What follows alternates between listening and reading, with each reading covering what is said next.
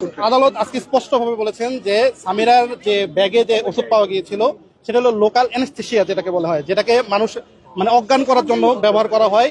আর এটা অতিরিক্ত হয়ে গেলে সেটাকে হৃদরোগ জনিত কারণে সে মানুষ মারা যেতে পারে, হৃদরোগ বন্ধ হয়ে যেতে পারে।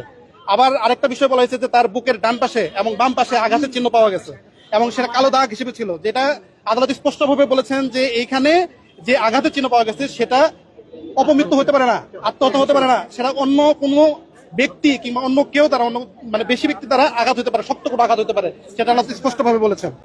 হ্যাঁ, আদালতে এই ধরনের পর্যবেক্ষণ দিয়েছেন। এটা আমি প্রথমেই বলেছি যে পিবিআই এবং পুলিশ যে প্রথম পুলিশ তদন্ত করে যখন একটা ফাইনাল রিপোর্ট দিয়েছে, তারপর পিবিআই কে তদন্ত করার জন্য দিয়েছেন। আমাদের যে মামলার যে বাদী ছিলেন যিনি কমরুদ্দিন চৌধুরী, যে সালমান শাহ বাবা, হ্যাঁ, উনি যখন এটার বিরুদ্ধে নারাজি দিয়েছিলেন তখন আদালত সন্তুষ্ট হয়ে পিবিআই কে তদন্ত করার জন্য দিয়েছিলেন, কিন্তু পিবিআই সেখানে সঠিক তদন্ত করেননি। সঠিক তদন্ত না করে একটা মিথ্যা ভুল একটা রিপোর্ট দিয়েছিলেন, সেটা আজকে আদালত একদম আইডেন্টিফাই করে যে কোথায় ভুল দিয়েছেন, কি ভুল করেছেন, সেটা একদম খোলা ইতিহাসে বলেছেন সবারকে উদ্দেশ্য করে। তার মানে এখন আমরা আশাবাদী যে আমরা বিচার পাবো। সেদিন বারবার টাকা সত্ত্বেও সামিনার যে আইনজীবী নিযুক্ত তিনি ছিলেন না, সামিনাও ছিলেন না।